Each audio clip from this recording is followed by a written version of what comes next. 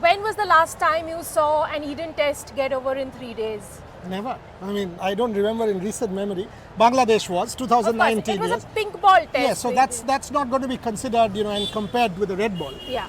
But yes, all talk will be about the wicket. All talk will be about the dryness, the up and down bounce and everything. But yes, I mean, yeah, you're right. I don't remember in recent memory. I practically covered all here. That a test match getting over in not even 3 days. It's 2 days and one session. Exactly. First session, day 3, this game should be over. You think first session, 100%. day 3? Because maximum lead that I see South Africa taking is about 100, and which means India maximum chalo second session of day 3, not beyond that. Okay, and that actually leads me to a tricky question. I was checking out a stat that no team in Eden Gardens has chased down over 100 in first innings. Yeah, but see, if you don't chase 100 runs here, and that to day 3, yes, I remember New Zealand. I remember that test match where India was chasing 140 and got out, 128 or so. Also the Shubman Gill factor, but I still think 100 India will feel okay. Anything beyond 125, India will start to feel edgy. At this point in time, India still has this in control.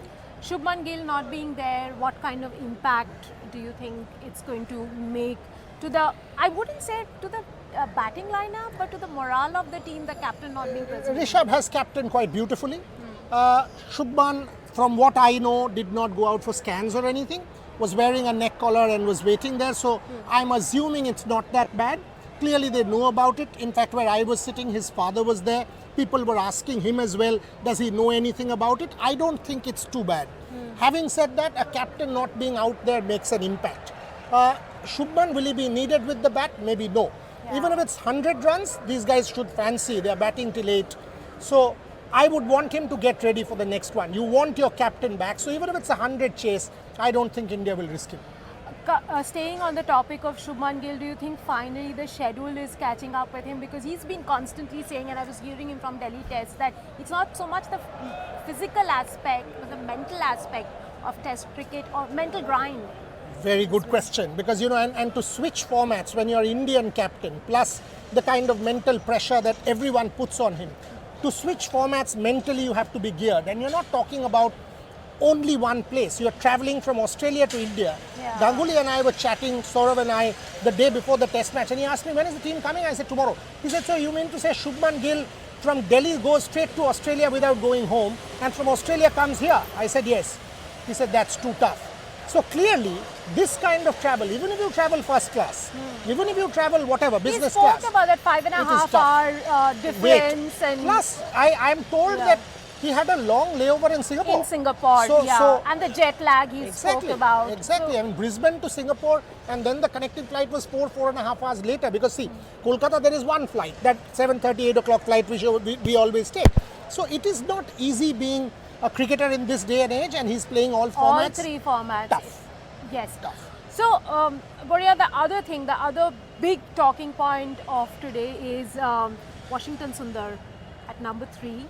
And, he did not play the Washi-like innings that we've seen him play all around the world.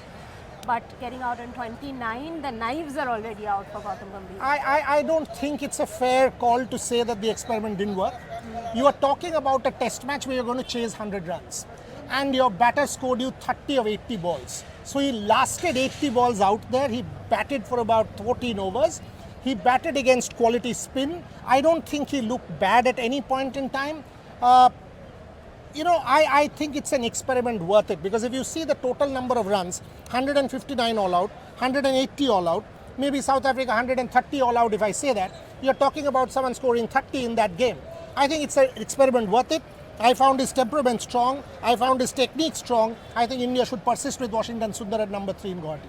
Sanjay Bangar said in one of the interviews that if you are telling someone that you will invest in that person at number 3 over a long period of time, and you suddenly take him off, it creates a stress on you. Maybe next time you come back, then you obviously are under pressure. And he's talking about Sai Sudarshan in that case.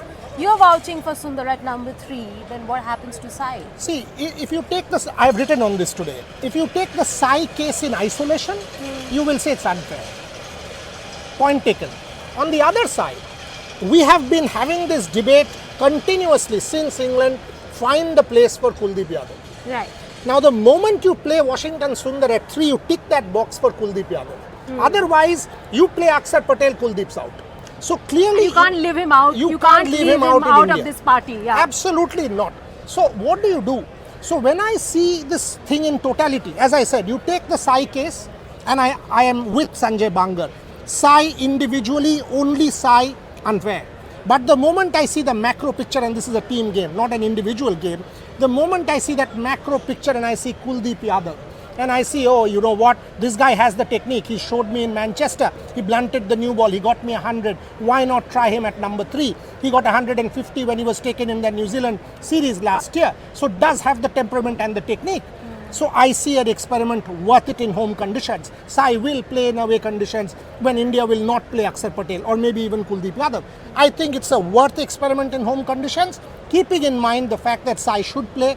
You know, it's you are leaving Yashasvi Jaiswal out in white ball cricket. Yeah. Your riches are such. You see a Vaibhav Suryavanshi scoring a 32 ball 100. Next year you will say, where is Suryavanshi? Where is Suryavanshi? So yeah. Indian cricket is such today with this kind of riches that you have at your disposal. I think it's a call worth taking.